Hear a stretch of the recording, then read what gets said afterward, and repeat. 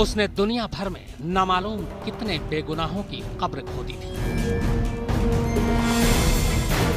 पर ऊपर वाले का खेल देखिए कि जब वो खुद मरा तो खुद के लिए 2 गज जमीन भी नहीं मिली।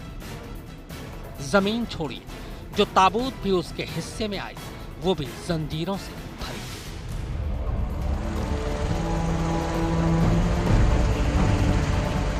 थी। ये तो आप सबको पता है कि अमेरिका ने ओसामा बिन लादेन को मारने के बाद उसकी लाश गुमनाम समंदर के बीचों बीच दफन कर दी थी। मगर ओसामा की लाश कैसे दफनाई गई? किस तरह के बैग में लाश रखी गई थी? क्यों उसकी लाश के साथ लोहे की वजनी जंजीरें डाली गई? और दफनाने से पहले कैसे उसके लिए दुआएं मांगी गई? इसका खुलासा अब हुआ है। अमेरिका के पूर्व रक्षा मंत्री और अमेरिकी खुफिया एजेंसी CIA के पूर्व निदेशक लियोन पैनेटा ने अपनी किताब में पहली बार ओसामा बिन लादेन के आखिरी सफर का खुलासा किया है। अमेरिका पाकिस्तान में ओसामा की लाश नहीं छोड़ना चाहता था।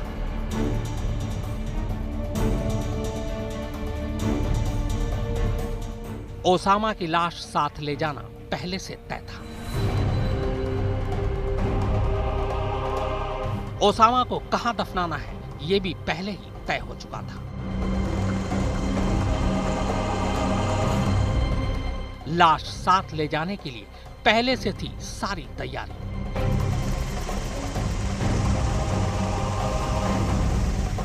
लियोन पैनेटा के मुताबिक पाकिस्तान के एबटाबाद में ओसामा को गोली मारने के बाद उसकी लाश काले रंग के एक बैग में डाली गई थी।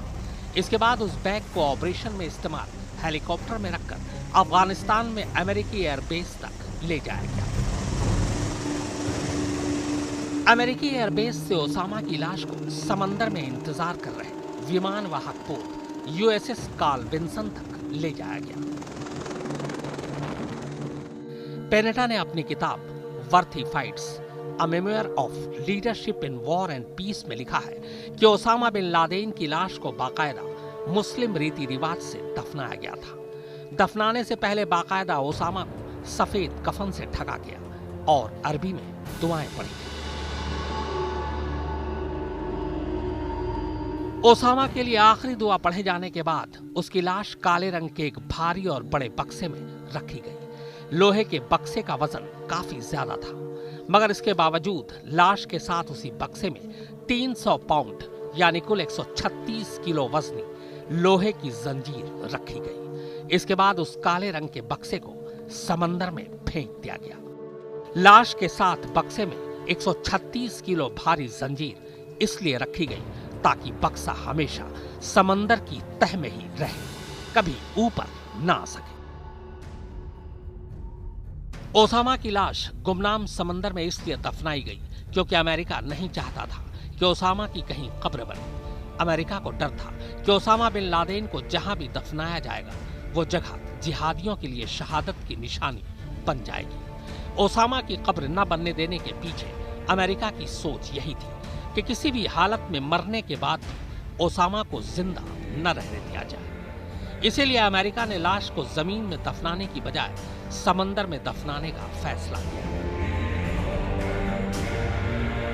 पैनेटा ने अपनी किताब में यह भी खुलासा किया है कि कैसे एबटाबाद में ओसामा की मौत की खबर मिलने के बाद तत्कालीन पाकिस्तानी सेना अध्यक्ष जनरल कयानी के होश उड़ गए थे। पैनेटा ने लिखा है कि पहले ओसामा की मौत का ऐलान जनरल कयानी को ही करना था, क्योंकि ओसामा की मौत पाकिस्तान के एबटाबाद में हुई थी।